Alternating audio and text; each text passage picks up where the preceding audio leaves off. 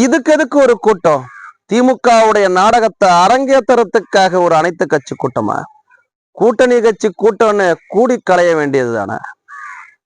தேர்தல்ல எப்படியாவது தில்லுமுள்ளு செஞ்சாவது ஜெயிச்சுடணும்னு திமுக நினைச்சுக்கிட்டு இருக்குது என்பது இதன் வழியாக அப்பட்டமா நமக்கெல்லாம் புலப்படுது.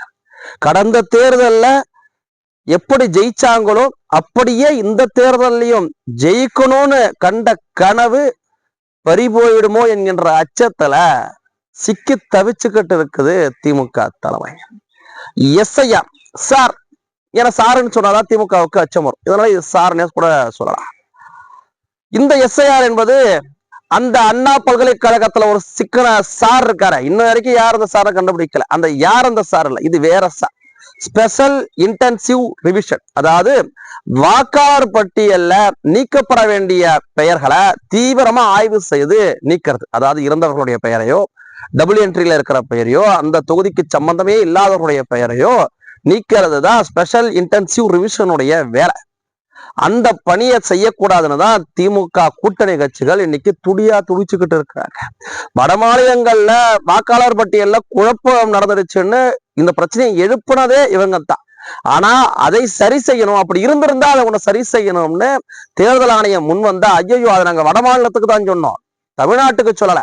ஏன்னா கடந்த சட்டமன்ற தேர்தல 2021 சட்டமன்ற தேர்தல ஏறத்தாழ 50 சட்டமன்ற தொகுதிகள்ல வெறும் 2000 வாக்குகள் வித்தியாசத்துலதான் திமுக ஜெயிச்சது. அந்த 2000 வாக்குகளும் எப்படி கிடைச்சிருக்கும்? ஒருவேளை இப்படிதான் கிடைச்சிருக்குமோ? மறைமுகமாக இறந்தவர்களுடைய ஓட்டும் அந்த பட்டியல் இல்லாதவருடைய ஓட்டும் சேர்த்து அதை திருட்டுத்தனமாக இவர்கள் போட்டு ஜெயிச்சாங்களா என்கின்ற கேள்வி இப்போ பிறந்திருக்கு. சரிங்க, ஏதோ ஒண்ணு இதை குறித்து ஒரு முடிவெடுக்கிறீங்க, அனைத்து கட்சி கூட்டம் கூடி பத்தி பேசணும் அப்படின்னு. தேர்தல் ஆணையம் ஏற்கனவே ஒரு அனைத்து கட்சி கூட்டம் கூடி பேசி எடுத்திருக்கிறாங்க. இவர்கள் ஒரு அனைத்து கட்சி கூட்டத்தை ஏற்பாடு பண்ணாங்க. அப்ப அனைத்து கட்சி கூட்டம் என்ன அர்த்தம்? அனைத்து கட்சியும் கூட்டத்துக்கு பேர் தானே அனைத்து கட்சி கூட்டம். ஆனா அதிமுகவுக்கு அழைப்பு இல்ல, பாமகவுக்கு அழைப்பு இல்ல, பாஜகவுக்கு அழைப்பு இல்லைன்னா அது எப்படி அனைத்து கட்சி கூட்டம்? அது உங்களுடைய கூட்டணி கட்சி கூட்டம் அப்படின்னு ஒண்ணு சொல்லுங்க. கூட்டணி கட்சியா கூடி என்னடா இது வயிற்றுல நெருப்பு கொண்டு வந்து இறக்கிட்டாங்களே, ஏற்கனவே திமுகவுக்கு எதிராக மக்கள் மனநிலை மாறி போயிருக்கு, இவங்கள்ட்ட பணம் கொடுத்தா கூட ஓட்டு வாங்க முடியாது, நீங்க கொள்ளடிச்ச பணத்தை தானடா கொடுக்க போறீங்கன்னு வாங்கி வச்சுப்புட்டு ஓட்டு அவங்களுக்கு ஏற்றாறு போல போட போறாங்க. இந்த வாட்டி திமுக தலையெடுக்கவே முடியாது, நம்மள்ட்ட இருந்த கடைசி ஆயுதமும் இதுதானே இருந்துச்சு, இப்ப இதுவும் ஸ்பெஷல் இன்டென்சிவ் ரிவிஷன் மூலமா திருட்டு ஓட்டை ஃபுல்லா நீக்கிட்டாங்க அப்படின்னா நம்ம என்ன பண்றது அப்படின்கின்ற அச்சத்தினுடைய வெளிப்பாடாத்தான் திமுக துடிச்சுக்கிட்டு இருக்கிறதா பார்க்கப்படுது. ஆனால் ஸ்பெஷல் இன்டென்சிவ் ரிவிஷன்ல ஏதேனும் ஒரு வாக்காளர்கள் இருக்கக்கூடிய நியாயமான வாக்காளர்களை நீக்கிறா நம்ம கண்டிக்கலாம். இன்னொன்னு, அது அப்படி நீக்கிட்டா அது பெரிய புரட்சி ஆயிடுங்க. எப்படி நீக்க முடியும்? ஒரு ஊர்ல என் ஓட்டு இல்லைன்னு வச்சுங்களா, நிச்சயமா தேர்தல் அன்னைக்கு தெரியும்.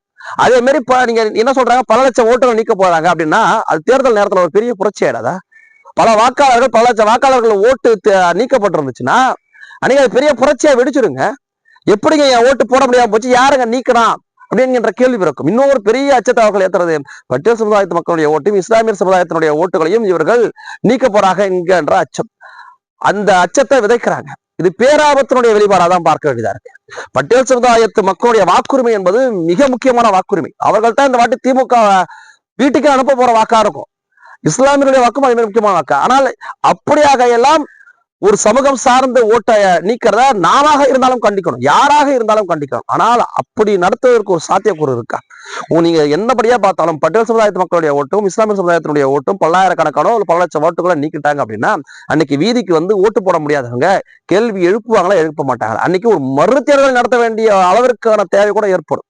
அப்படியெல்லாம் சாதாரணமாக ஒரு ஜனநாயக நாட்டில் ஒருத்தருடைய வாக்க நீக்கிட முடியாது. அசாதாரணமா இறந்தவருடைய ஓட்டை நீக்கலாம், திருட்டு ஓட்டை நீக்கலாம். ஆனால் ஒரு நியாயமான ஒரு ஜனநாயக கடமையை ஜனநாயக நாட்டுக்குன்ற அத்தாட்சியே வாக்குரிமை தான். ஆனால் அதுலயே திமுக சந்தேகம் ஏற்படுத்தி அதுல இந்த எஸ்ஐஆர் நடத்த விடாம தடுக்கிறதுக்கான முயற்சி பண்றது, அதற்கு சாதகமாக அதற்கு ஆதாயப்படுத்துவதற்காக பட்டியல் சமுதாயத்து மக்களையும் இஸ்லாமிய சமுதாயத்து மக்களையும் துணைக்கு அழைச்சுக்கிறது என்பதற்கு இல்லை, அது அபத்தமான ஒரு ஆபத்தான அரசியல். இதே பட்டியல் சமுதாயத்து மக்களுக்கான நியாயமான உரிமை தொகைகளை பெற்றுத்தரல, அவர்களுக்கான நிதியை அவர்களுக்கு செலவிடல, அதை அவங்க செஞ்சிருந்தாங்கன்னா வரவேற்கக்கூடிய ஒரு விஷயம். பஞ்சமகத்தை எல்லாம் மீட்டு கொடுத்திருந்தாங்கன்னா பட்டியல் சமுதாயத்து மக்களுக்கு நீங்கள் உண்மையாக இருக்கிறீர்கள் என்ற அர்த்தம். இடஒதுக்கீட்டு விவகாரத்தில் நீங்கள் சரியான முடிவெடுத்து சமூக நீதி பாதையில பயணிச்சீங்கன்னா பட்டியல் சமுதாயத்து மக்களுக்கு நீங்கள் உறுதியாக இருக்கிறீர்கள் என்ற அர்த்தம். தமிழ்நாடு எங்கும் தீண்டாமை திமுகவினராலேயே கடைபிடிச்சிட்டு வருது. அதையெல்லாம் நீங்கள் முதல்ல ஒழிச்சிட்டு தீண்டாமை அறவே ஒழிச்சிங்கன்னா நீங்கள் பட்டியல் சமுதாயத்திற்கு விசுவாசமாக இருக்கக்கூடியவர்கள் என்பது அர்த்தம். ஆனால் அதையெல்லாம் தாண்டி உங்களுக்கு தேவனா மட்டும் பட்டியல் சமுதாயத்து மக்களை தூக்கிக்கிறீங்க, உங்களுக்கு தேவனா மட்டும் இஸ்லாமிய சகோதரர்களை நீங்க தூக்கிக்கிறீங்க. இதெல்லாம் எவ்வளவு பெரிய அபத்தமான ஒரு விஷயம், இதெல்லாம் எவ்வளவு பெரிய அபத்தமான ஒரு விஷயம். இப்ப நீங்க இப்ப திமுக என்ன பண்ணுது, எதிராக ஒரு கூட்டணியை இவங்களே முடிவு பண்ணி கட்டமைச்சிட்டாங்க. இப்ப நம்மளுக்கு என்ன ஒரு 51% இப்பதான் அதிமுக பாமக பிஜேபி ஒரு கூட்டணி உறுதியாயிடுச்சு. ஏன்னா திமுகவே அப்படித்தானே பண்ணுது, நாங்களா கூட்டணி கட்சிக்கான எப்படி இருந்தாலும் தாவேக்கா இந்த செகண்ட் வரைக்கும் தாவேக்கா இந்த கூட்டத்துல பங்கேற்கவில்லை என்பது போலதான் செய்திகள் வருது. பங்கேற்பதற்கான வாய்ப்பு குறைவு என்பது. எஸ்ஐஆர்ல பலருக்கும் பல சந்தேகங்கள் இருந்தாலும் கூட ஆனா எஸ்ஐஆரே வேண்டாம்னு எப்படி சொல்ல முடியும்? நீங்க பிழைகள் இருக்குன்னு சொன்னா திருத்தணும் இல்ல, யார் திருத்த? திமுக திருத்த முடியுமா? தேர்தல் ஆணையம் தானே திருத்தணும். அப்ப தேர்தல் ஆணையத்தையே நீங்க சந்தேகம் எழுப்பீங்கன்னா அந்த தேர்தல் ஆணையம் நடத்துற தேர்தல் மூலியமாக தானே நீங்க முதல்வர் ஆவறீங்க. அப்ப நீங்க முதல்வரானதே சந்தேகத்தை எழுப்ப முடியுமா? நீங்க முதல்வரானதே சந்தேகத்தை எழுப்ப முடியும். அப்பயும் நீங்க சொல்லக்கூடிய அந்த பாஜக ஆட்சி தான் அது. அப்ப நீங்க அதே மாதிரி சொல்லிட முடியுமா? உங்களுடைய அரசியல் ஆதாயத்திற்காக குழப்பத்தை ஏற்படுத்துறீங்க.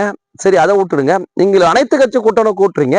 நீங்கள் உங்க கூட்டணி கட்சி கூடி கலையாதா இப்படி அனைத்து கட்சி கூட்டமா நீங்க சொல்லுவீங்க? அப்போ வரக்கூடிய தேர்தல்ல ஒரு கூட்டணியை திமுகவே உறுதி இருக்கு. எதிர்கட்சிக்கு கூட்டணி அமைத்து கொடுத்த பெருமை திமுக தான். முதல்ல வரலாற்றுல எதிர்கட்சிகளுக்கு கூட்டணி அமைத்த பெருமை திமுக தான். அதிமுக பாமக பாஜகன்னு விட்டுட்டு நீங்க மற்றவங்களை அழிக்கிறது மூலமாகவே அதை ஒரு கூட்டணியாக திமுகவை கட்டமைச்சு கொடுத்திருக்கிறதோ என்கின்ற கேள்வி இதன் வாயிலாக பிறந்திருக்கு. தாவேக்கா இன்னி வரைக்கும் முடிவெடுக்கல, தேமுதிக இன்னி வரைக்கும் முடிவெடுக்கல, பாட்டாளி மக்கள் கட்சியுமே கூட இன்னி வரைக்கும் முடிவெடுக்கல. ஆனால் தீவிரமாக திமுகவை எதிர்க்கிறாங்க. அப்ப தீவிரமான திமுக எதிர்க்கக்கூடியவர்களை எல்லாம் நாங்கள் இந்த கருத்து கேட்பு கூட்டத்துல கூட நாங்கள் அனுமதிக்க மாட்டோம் அப்படி என்பதுதான் கருத்துரிமை ஜனநாயகமா? அதுதான் கருத்துரிமை ஜனநாயகமா? அப்ப திமுக முதல்ல நெரிக்கிறதே கருத்துரிமையை தான். நீங்க சாமானியனா ஒரு பல்வேறு சமூக ஊடகவியலாளர்கள் பத்திரிகையாளர்களுடைய கருத்துரிமையை நசுக்கணுங்க. இப்ப அரசியல் கட்சிகளுடைய கருத்துரிமையை நசுக்கிற எல்லைக்கு திமுக போயிருக்கிறது என்பது இதன் வாயிலாக அப்பட்டமா வெளிப்படுது. அதான் பாமகவுடைய வழக்கறிஞர் பாலு தெரிவிச்சிருந்தார். இது அனைத்து கட்சி கூட்டம் அல்ல, திமுகவுடைய கூட்டணி கட்சி கூட்டம். அது அப்படித்தானே, அது அப்படியாகத்தான் இருக்குது. பாமக வழக்கறிஞர் பாலு அவர்கள் சொன்னது உறுதிப்படுதா இல்லையா? நீங்க எஸ்ஐஆர் மீது சந்தேகத்தை எழுப்புறீங்க அப்படின்னா நீங்க ஸ்பெஷல் இன்டென்சிவ் விஷயம் இருக்கக்கூடாது, நிரந்தரனுடைய ஓட்டு இருந்தா போது, அதாவது நாங்க நாளைக்கு எப்படியாவது நாங்க தேர்தலுக்கு பயன்படுத்தி போறோம் நீங்க நினைக்கிறீங்க அப்படின்னா சரி, எப்படியாவது ஒண்ணு அதை என்ன பண்ணணும், அனைத்து கட்சிகளையும் கூட்டி நீங்க என்னங்க இப்படியான சூழ்நிலை இருக்கு, எங்களுக்கு இதெல்லாம் ஒரு அச்சமா இருக்கு, இது சரியாக இருக்குமா என்பது குறித்து கருத்து கேட்கணும். இல்ல தமிழ்நாட்டுக்கு வேண்டாம் என்பதை சட்ட நடவடிக்கை எடுக்கலாமா, இல்ல வேற ஏதாவது நடவடிக்கை எடுக்கலாமா அப்படி என்பது அனைத்து கட்சிகளையும் கூட்டி எடுக்கணும். நீங்க திமுக கூட்டணிக்குள்ளார கலந்து பேசி எடுக்கிறது என்பது உங்களுடைய கூட்டணி உடன்படிக்கை, அது அனைத்து கட்சி கூட்டம் கிடையாது. அந்த வேறுபாடு கூட மறைத்துட்டு தமிழக மக்களை ஏமாற்ற நினைக்காதீங்க. ஒரே ஒருவருடைய வாக்குகள் இங்கே திருடப்பட்டாலோ மூடி மறைக்கப்பட்டாலோ நீக்கப்பட்டாலோ அது பெரும் புரட்சியாக வெடிக்கும். அதுல எந்த மாற்று கருத்தும் கிடையாது.